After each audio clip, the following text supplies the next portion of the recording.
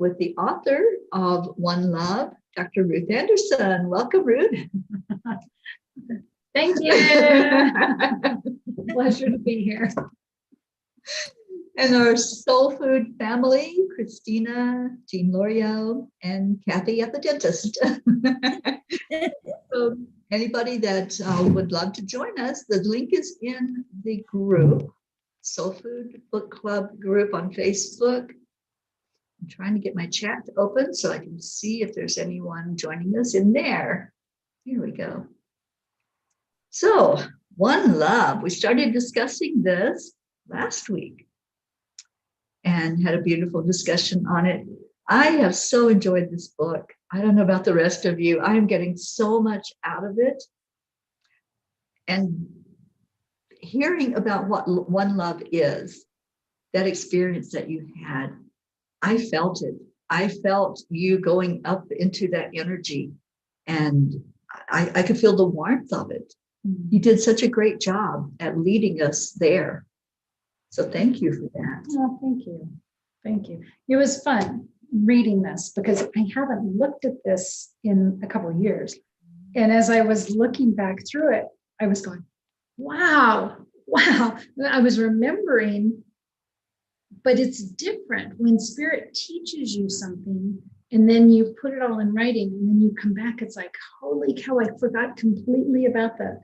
Or sometimes I'd read it and I go, who wrote that? And it's like, oh, that's right, I wrote it. So it was great fun for me to look back over it. So thank you for that opportunity. Yeah, absolutely. And reading about the people in your life that now I know.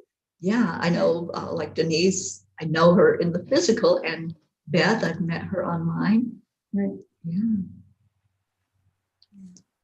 Yeah. Can we talk about? Well, I'm sorry, Jean. You're a great storyteller. I don't know if that's because you are a great storyteller or the angels are, but together you really write a good story. Oh, thank you. Thank you. Spirit was all over the writing of this, all over it. Yeah. And what I tried to do is I tried to paint the picture for the reader of everything that I was seeing so they could feel like they just stepped right in and could experience themselves. You also made me think a lot about, well, I guess I'm going back a little bit, but when you first start learning and you have that desire to just learn and learn and learn and learn, and sometimes you're trying to learn so much that you have to slow down a little bit, you know, to process everything, and you don't want to like burn yourself out kind of, or, you know, so that was really, really interesting to me that other people have experienced that, and especially someone like you. And the other thing I realized after reading the book is I have to get out in nature. I haven't done that in so long, and that's where I always got my energy, my you know, I mean, that feeling of bonding with everything. And I haven't been out there. Of course, a lot of us haven't because of the COVID, but there's still ways to do it. So I've got to do that soon. I need that. And the garden isn't just enough, though I love my garden. I need to be where there's big trees and I can feel their wisdom and knowledge, and, you know, I need that. Jean, thanks for bringing that up, because my second book, Walking with Spirit, Divine Illuminations on Life, Death, and Beyond, talks about the energy that we get from nature. So that would be a perfect follow-up to that segue. Okay. And I think it's very apropos for today with it being 11/11 and big time energies. That's a really awesome reminder that if you're feeling flighty or feeling anything that is at all, I mean, any just feeling like you need to be grounded, that is the perfect place to do grounding for sure, is in nature. So, and I Yeah, remember standing on a patch of grass at one point,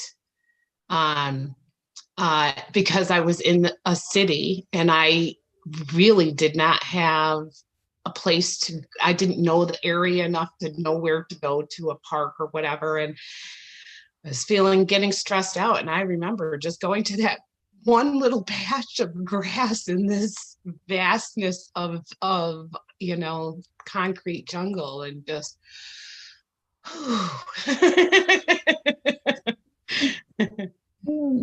The other day, Meg said, when all that political thing was happening, she says, after they announced the announcement, that she just felt like going out and kissing Mother Gaia, and it was so funny because that's exactly what I did. I didn't kiss her, but I ran out there and got on my hands and knees and just thanked her with so much gratitude. But it was funny that we had the same reaction. Same reaction. Yeah. so are you guys open for talking about open clinic? Absolutely. I found it absolutely fascinating, that whole open clinic, just the whole idea of it, under one roof, all of these treatments available. To me, it came through so much like a medical clinic type thing, only with, and all the specialties had offices, and anything that is needed, you can just walk to the office needed. And I really got that clinic thing resonated with me, and I was able to, but even though your stories may not be my stories, I found them all relatable in some way, shape, or form. There was always something I could connect back and go, oh, yes. So When I started on this path, the one thing the angels kept telling me was truth. And I didn't get to that part in the book. So I'm being truthful with you. Could you maybe explain it to me a little bit? I'm happy to. So I started getting little hints of what was to come. And I'm so thankful to Archangel Michael and Raphael that they didn't show me the whole picture, because I probably would have run the other way. But I started getting little hints in meditation. Everything I learned was in meditation. And I was hearing the words open clinic. And I would see a sign and it was like flashing open, like the doctors are in, it's open. And then I would show up in meditation. And I remember the first thing I saw was like a turkey. I thought, what is this? So I looked at the spirit meaning of turkey. And then the next thing was a camel. And then the next thing was a bear. So they got me used to seeing animals there. And then they started dropping in people. Well, Denise, who Terry's living with now, her roommate, was the first person to show up in open clinic. And I remember when I saw her and I thought, oh man, I hope this doesn't mean she's dead, because I knew that I was working in the ethereal realm. And Denise, I could see her in spirit. She kind of pops her head up and she goes, oh, you're healing here? She goes, I want that. I said, okay. So I'm not doing the healing, right? The archangels are there. God was channeled. Well, I was just like a conduit for God's healing. It was so cool. But Denise got a healing. And then the next day, my sister-in-law came in. And then I started seeing people that I knew were alive, as well as those that had passed on already. And I could tell who was alive and who had passed on. And I could see what they were there for, what kind of healing they were getting. So I was so fascinated, sort of as a voyeur, I guess, just like, wow, look at this. And to know that souls, as many as wanted to, could come and go at any time. And it didn't matter if they were in a body. It was just a fascinating concept to me. And I kept learning. And I remember there were times that I would just kind of look on the horizon and I would see what looked like alien vehicles, Mhm. I guess, on the horizon of open clinic. And I had said to Divine Mother, what are they there for? And she said, they're observing. Mhm. And it was, I mean, I'm getting goosebumps now, but it was like, oh, okay, I guess there really is something to this otherworldly aspect. And it kind of all comes together in the ethereal realm, in this other dimension or other realm than where we are here in the 3D. It was fascinating to me. Weren't there animals also? Mhm. It started out as It started out as animals. Yep. It sounds Yep. a little bit like the healing pool almost. Yes. Yes. And Yes. the first, I'm trying to remember the first time I saw the healing pool. I think it was around the time of the Sunday summits, which was a year ago, Mhm. because I think that's when I think, or no, it was the end of the women's The end of summit, the the women's end of the summit. women's summit. So about a year and a month ago. And I remember being at the healing pool and thinking, this looks a lot like open clinic, but I hadn't, when I was in open clinic, I hadn't seen the pool aspect of it with the healing, it's not water, the healing liquidy substance. I hadn't seen that. So, but very similar in concept. Yes. Yep. And what one cool aspect of it was, I remember wondering, have I seen this before? Is this all new? I mean, are they just showing me this because I'm so special? Or are they just reminding me that I've been here many times, but in a different capacity? So I think we've all been there, or I'll know that we can be there. Exactly. And on another dimension. Right. So it's like it wasn't new, it was you remembering it. Right. Exactly right. Someone should write a book about They should. that. We're starting to do that, as a matter of fact. Yeah. So, No, but go ahead, Jean. I'm so sorry. No, go ahead. I Um, was going to say I was glad that you mentioned the alien ships, and I wanted to ask Christina that too. Is that I feel strong connections to beings that are not of this earth. I keep getting feelings from them. The first ones I had were like almost sympathy for our earth or empathy for our earth.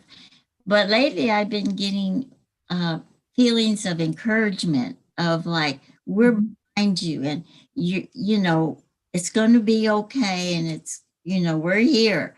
And I don't hear a lot of people talking about that. And so I've wondered if, you know, I'm making this up. It's really what I guess.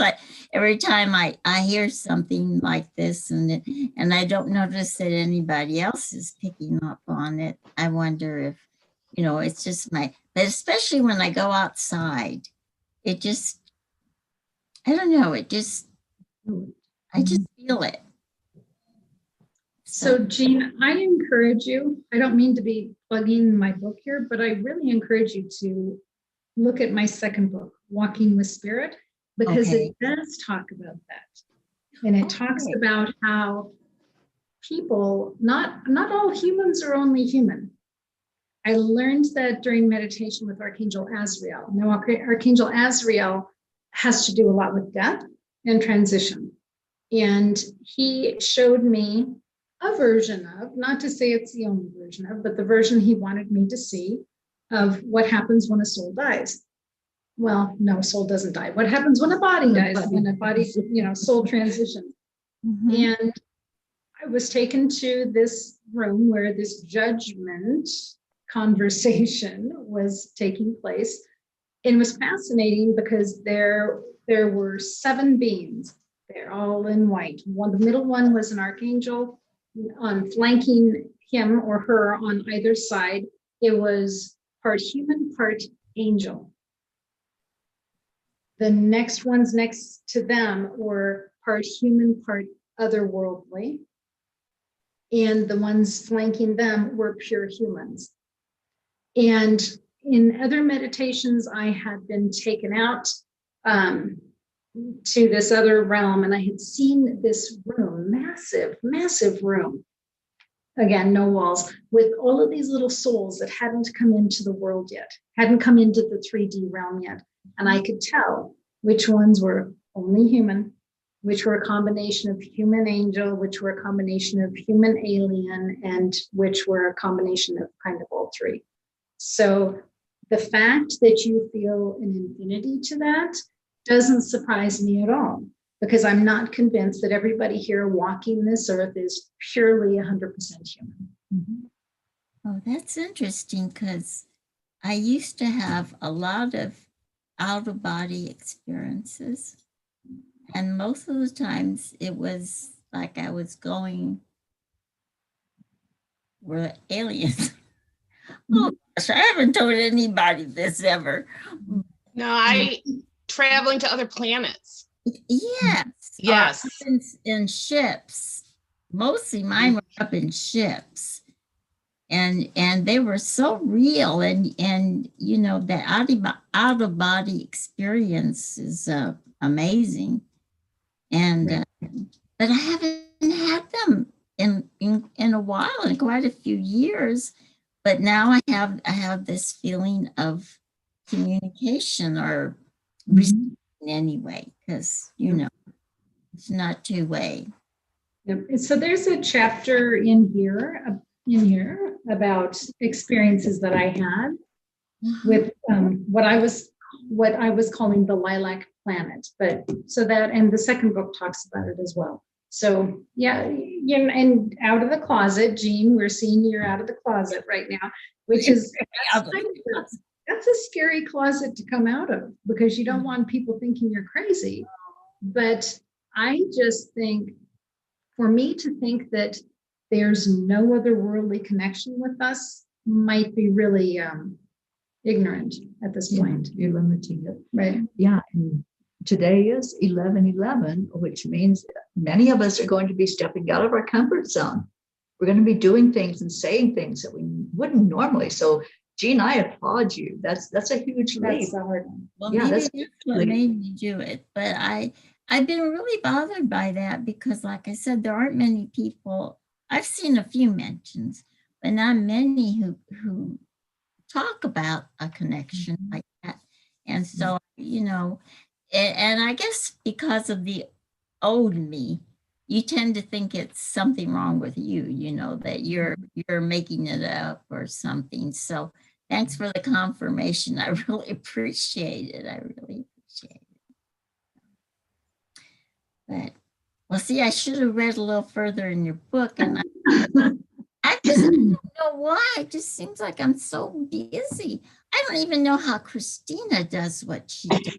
I mean, you know, between watching the different shows or participating in the chanting, and then having to do what I have to do at home, it's like all of a sudden I'm so busy, you know, which is good in a way, because when you get old, you tend to lay around thinking you have nothing to do. So this I decided after this show right here, my day is for me. Because it has been very busy. It has been busy for me since like probably about a week ago. And I think it just occurred to me this morning that it was the lead up to 11/11 where some things really were coming out. And yeah, so I have promised myself the BBC's Midsummer Murders, where I don't have to think too hard, a blankie, and maybe a craft or two if I want to just kind of do that. But I'm going to take some time this afternoon and give myself that rest for a second. Yeah, self-care, so important today. And oh my gosh, those cards that you make, they're so beautiful. And you know how I admire you, and I've been trying to make some. Well, I have been making some. But anyway, they take forever to make.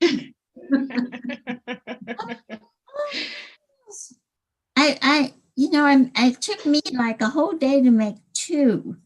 Of course, I did have to do laundry and things in between and show, Sure. but Honestly, though, I can have my card bases ready to go, and like one day I'll just do the cutting. I chunk it out. You chunk it out, okay. and then you can just play with all these things that you've already pre-done, and then you can just have like a whole day of not having to think about it and just do it and make something beautiful and pretty and happy. So I was thinking, how does she do this? Oh my goodness. So, okay. I do want to say I have had some experiences myself with it. The astral planing is something that I've been doing since I was a kid too. And and so honestly, I personally haven't talked about it or given it any much thought, because I think, to me, angels are a little alien too, in some ways. So I think I accepted early on that I was going to be seeing and hearing things that weren't necessarily from this dimension. So I think sometimes I don't always dig deep. I'll just know that there is a presence, or like I said, the astral traveling was when I really was like, oh, this is cool. I'm I'm somewhere else, but yet I knew I was in my universe or my dimension at the same time without really analyzing it too much. So I just wanted to share that it hasn't been, just because I don't talk about it, I just don't feel as though, for me, it hasn't been like a big thing to research and do all that. It's just been there. And I just guess I accepted it and didn't really give it much thought, but it's been there is what I'm saying. Well, good. Now I know who to come to it. No, I don't know what else to tell you. Well, I'm the same way. I haven't done research either. No, I just gave you all of my wisdom right there in a nutshell about No, it. I haven't either. But it's just nice to have confirmation that there is that part that's resounding. And if I may say something about the book specifically, there is some separation though there between when Ruth gets into the lilac planet, she talks a little there is a difference between divine beings.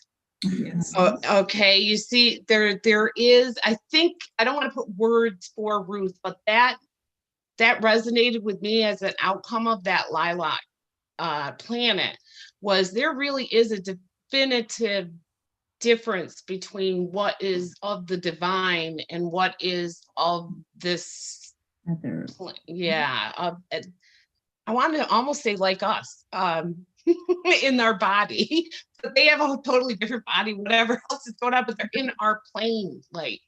So I found that to be helpful too, because that's also been my experience, is to keep some things separated, for sure, about what's divine.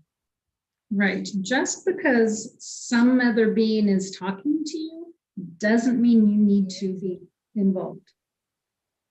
Yeah, I just think discernment is really important.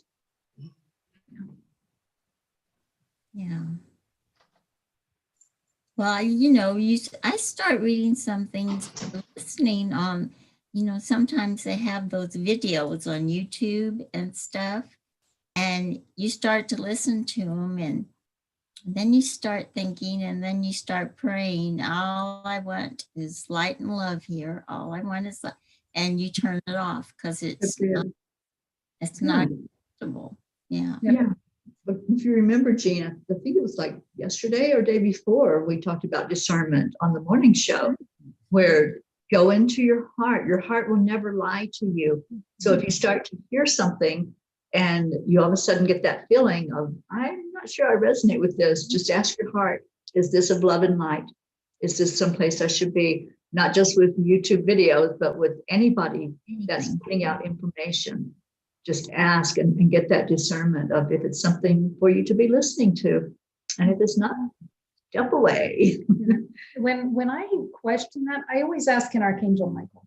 Yeah. And I have seen, I mean, it's kind of amusing. I've had beings show up and I'll say, Archangel Michael, is this okay? And that other one will just like get really small and skitter away. And it's like, okay, thank you. I love how that happens. Right. I often have the butterflies in the stomach. You know, really, I mean, it's, and the whole back of the neck.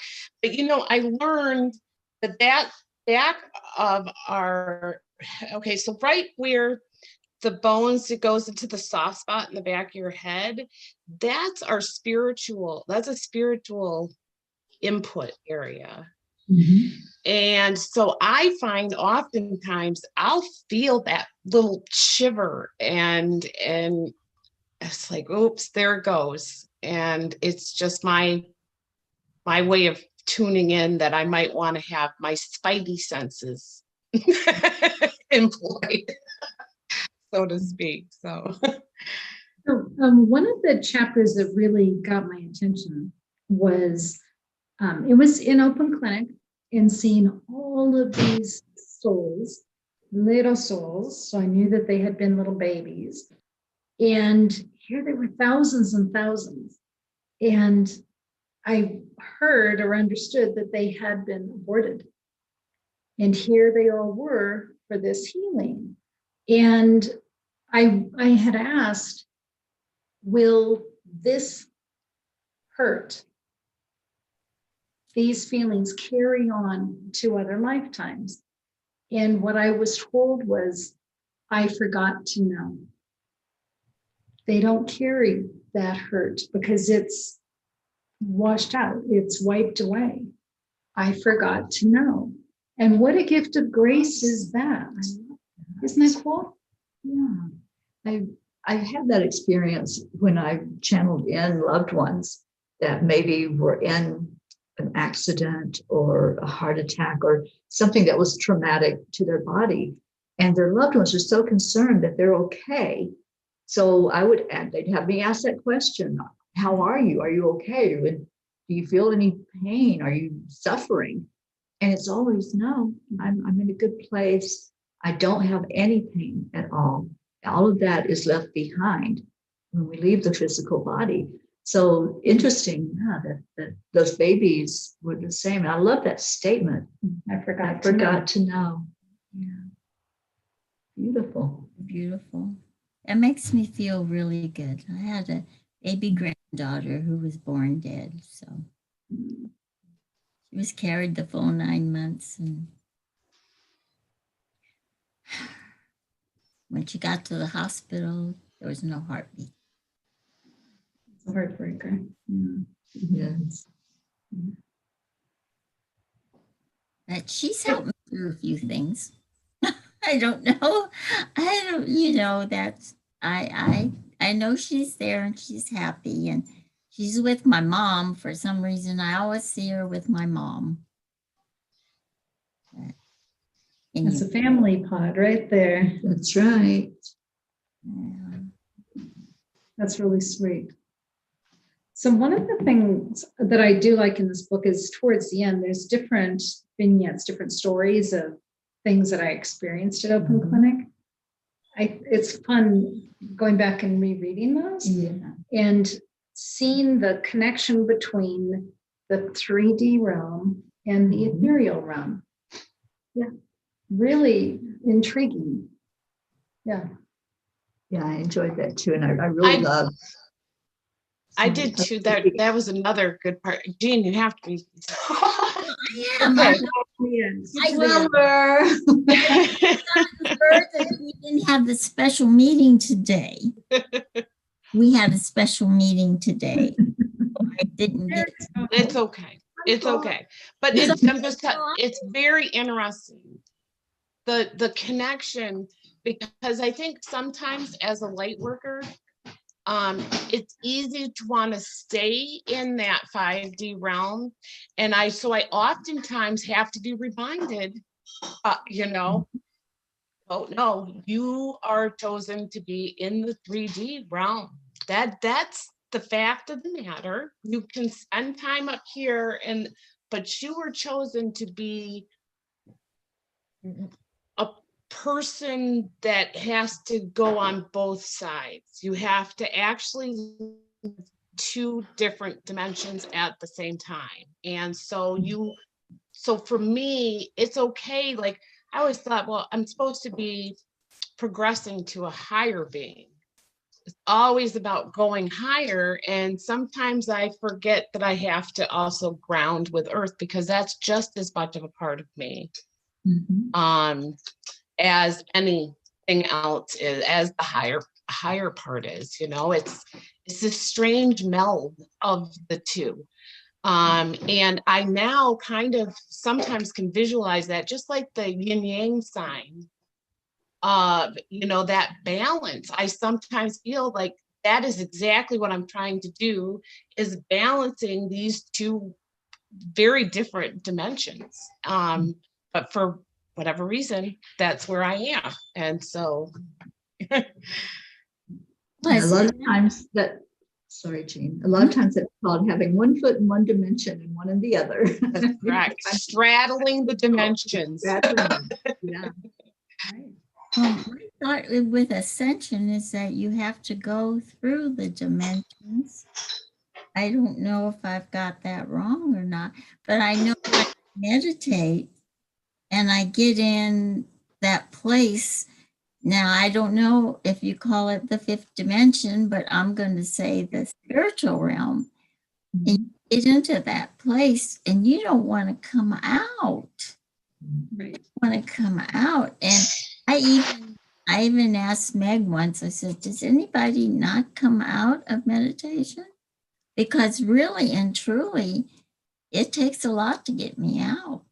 And I'm always the last one out, and I'm, because I just want to stay there. I don't want to leave.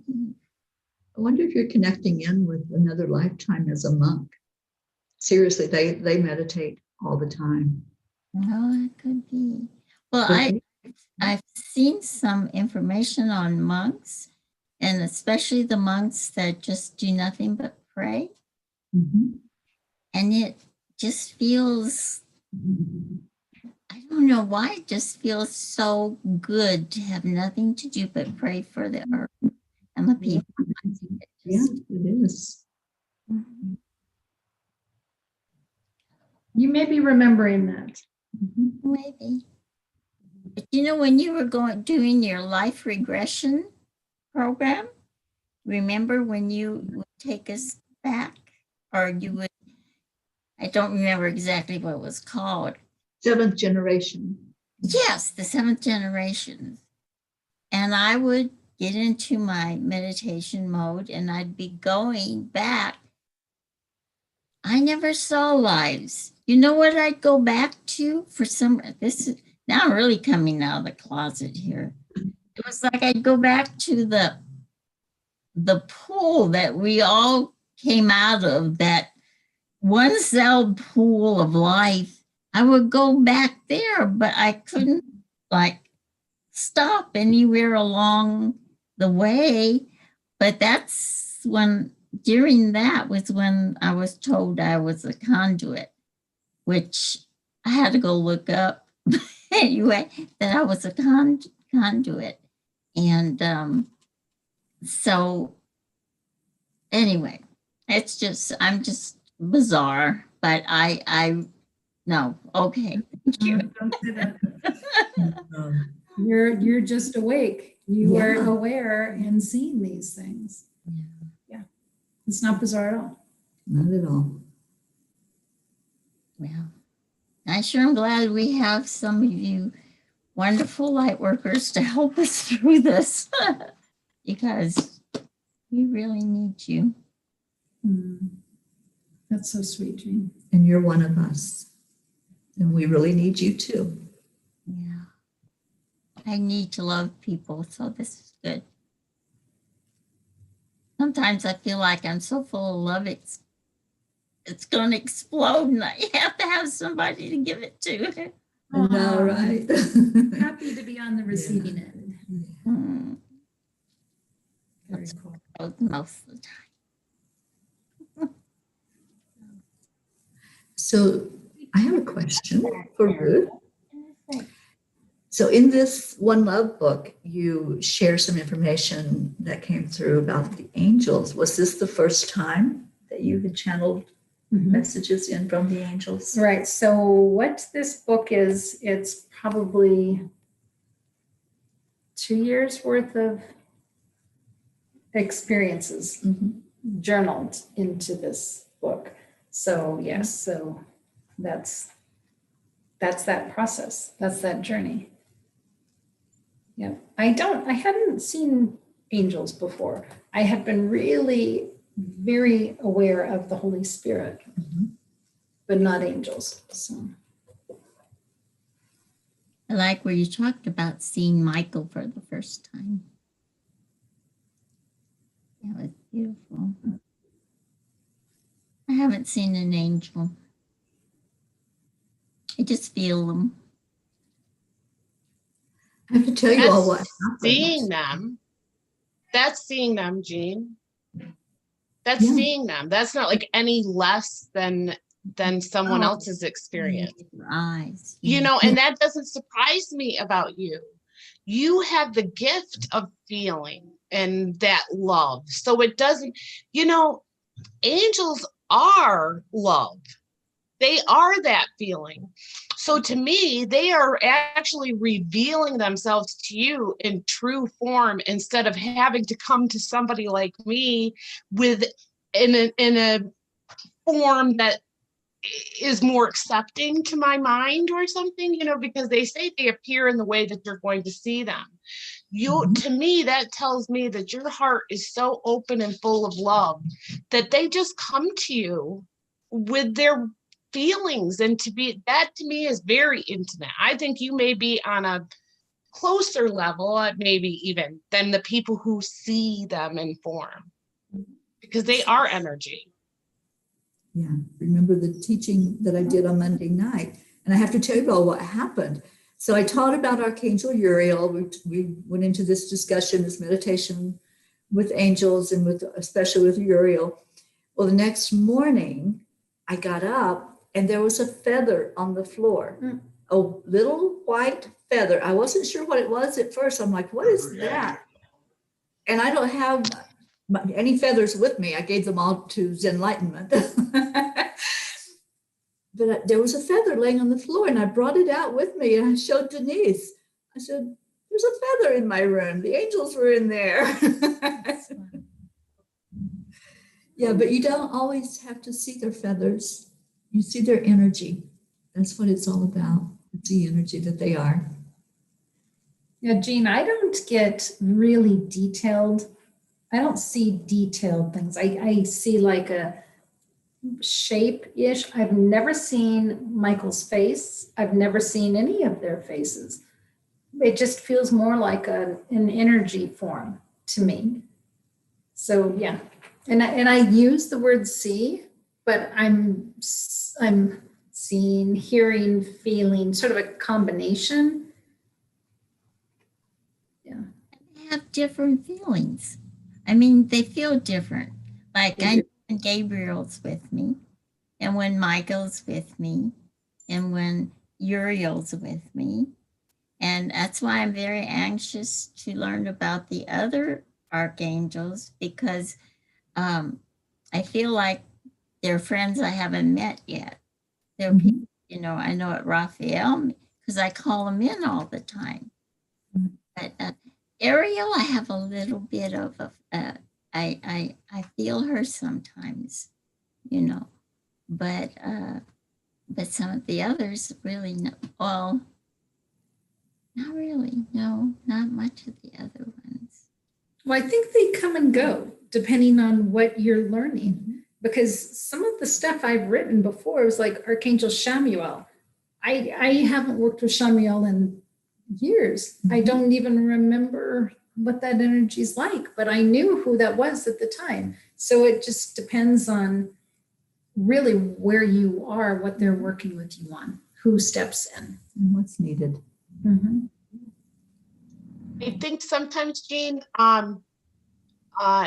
the ones that stay with us, our guardian angels, there's some that's just kind of, those are a little different. And those, I mean, as far as like the level of closeness with you, they're actually like, they are told they have to be here with you. That's their job, is you. You are their job. They like it or not is what I tell mine all the time. Not sure what you guys did. This is your punishment. It's those, sometimes I feel like if you want a more day-to-day experience, those seem to be the ones that they stay right with you to the bitter end, is what I understanding of the guardian angels are, and that the other ones do come in as need be, on a need be basis. But I certainly hate to make this a personal study for me, but since I'm coming out of the closet, I always felt my guardian angel's name was Michael. And if you look at my children's names, I have 2 children named Michael. My baby, my first baby, was definitely going to be Michael. It was a girl. Named her Marianne for Mary and Mary's mother. Aww. Then the second baby was a girl, so I named her Michelle. I said, well, I'm going to use Michael. And then for the third baby, I thought it was going to be a girl, so I didn't have any boys' names picked out. We named him Christopher because I had given up on the Michael. Then the last baby was a miracle. I wasn't supposed to be able to have any children. And I named him Michael. I said, well, finally I got my Michael. That's your Michael. I always felt he would kneel right here next to me. He was his name Michael. But now since I'm talking to Michael, the archangel, it's like he's not there. So I'm confused as to whether Michael and Michael the archangel are the same. And I'm just recognizing him as the archangel. Does that make any sense? Or was there another angel named Michael? That's a big one, isn't it? sway tested. Well, I think I can. Information. I think that they can change how they appear to you based on what you're able to accept. And so maybe as your ability to accept Archangel Michael coming in a different form, he's presenting differently to match your level of acceptance and understanding. Okay. Metatron used to come to me as an old scientist.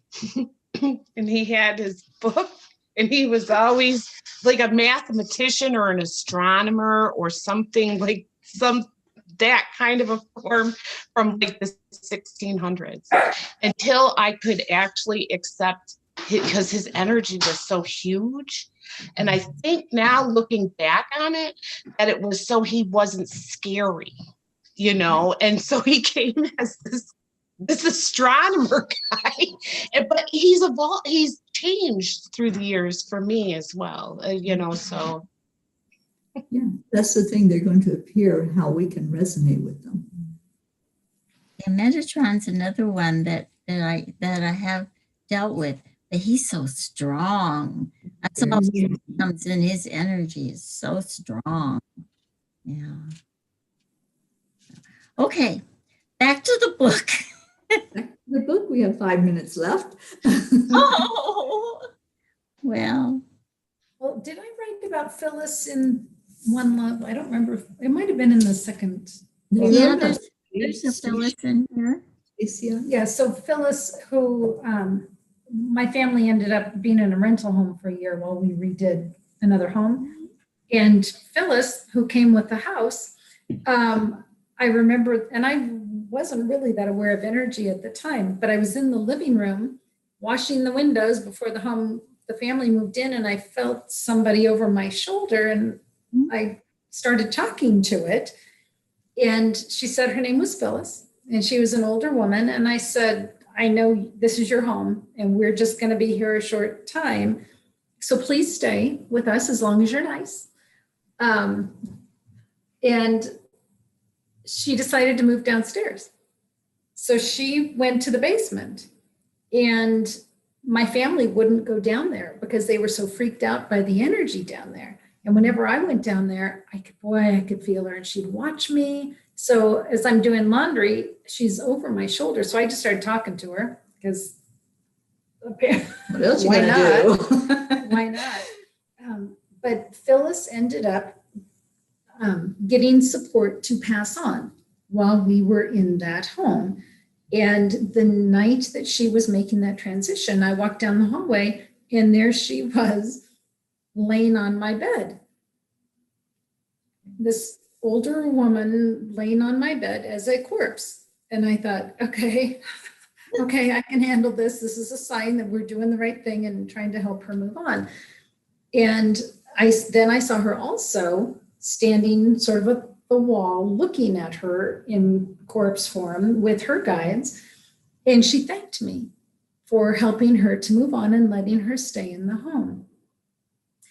And I thought, okay, if I can handle a dead corpse in spirit form, I'm making some growth here. And then my spirit guide Pease changed what he looked like with that experience, because my abilities had increased. And so he presented as a more normal-ish looking person rather than a pea-colored tornado of energy. So I just really think, Jean, as your skills grow, they present differently.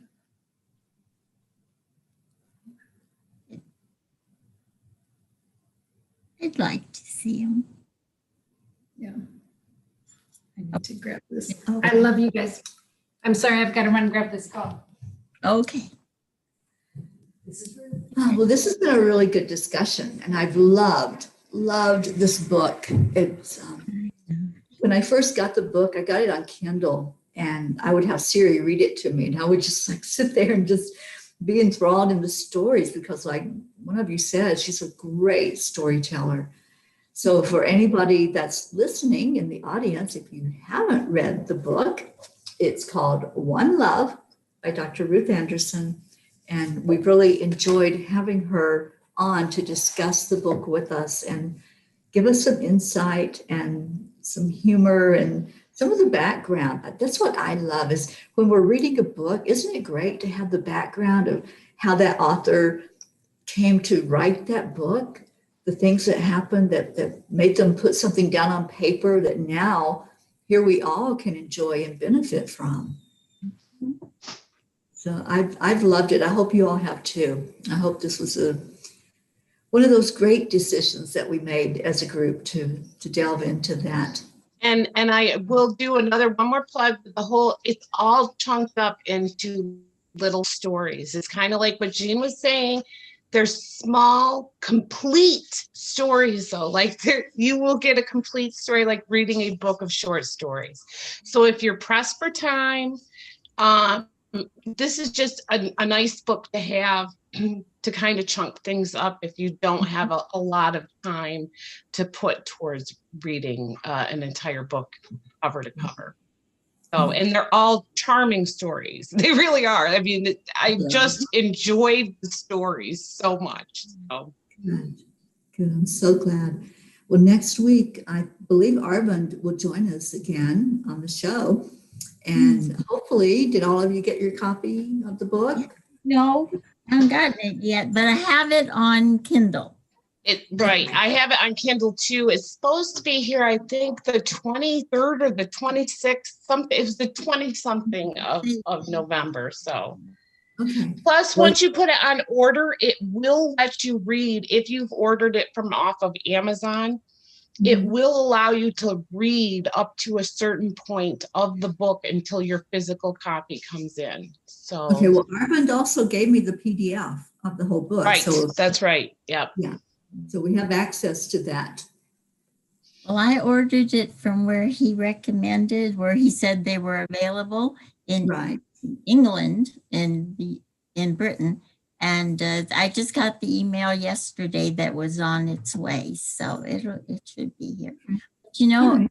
I just mentioned that you're bringing in the authors really makes so much difference, because when you bring in the author, you feel their energy, you get so much more to the book. It makes the book more alive, more meaningful. Yes, So it's a wonderful, wonderful idea to do that. absolutely. So we're going to work on Arvind's book. There's a lot of going inside again and looking at ourselves. And I think that's a good thing for us to do right now with the way of the world, all the energy that's going on. This will be very helpful to us. So I would just say as far as you get, I mean, there's no limit, for you have to read so many chapters, just whatever you're delving into from getting into the book. And Arvin will come and give us some more insight and be with us next week. So for any of you that want to join us, get the life you love and live it. And I'm doing that. I feel like I'm doing that. But I know that there's still a lot of lessons along this way, along this journey. And I'm excited about writing out some of these answers. And I'm doing it like I do with any book that's a workbook. I write it in a separate journal, and I'm not writing it in the book. So then I can always go back and revisit. And if I have a different answer, then I can write a different answer at that point in time. I love books like this. There's something to just hang on to and go back later and see how you've changed, maybe how those answers have changed for you. And I think some of these may be kind of along the same line as the Allie book that we did, Allie O'Shea's book. There may be some similar questions in there and things that we're looking at. So I'm really excited about delving into it. And I'm glad that you all are along for the journey. We are too. So we're going to end the show. And Kathy, thank you for listening in while you were at the dentist with us. And anyone that joined us virtually, we're here every week doing this book club discussion. And you're very welcome to come in with us, even if you don't have the book. Come on in and listen to the discussion or join in and add your thoughts into it as well. And then as a group, we'll decide where to go after we get the life we want. So I love you all so much. Thank you for being here today. And you're here just in time to say goodnight. Oh, thank you. Thank you for being here. I love both of you ladies, all three of you ladies, so much. We love you. Thank all three of you so much. You've helped me so much. Christina, Ruth, Terry, my love. Kathy. I love you, honey. And everybody out there too. I love you too. It's our love lady. We'll see you next week on the book club.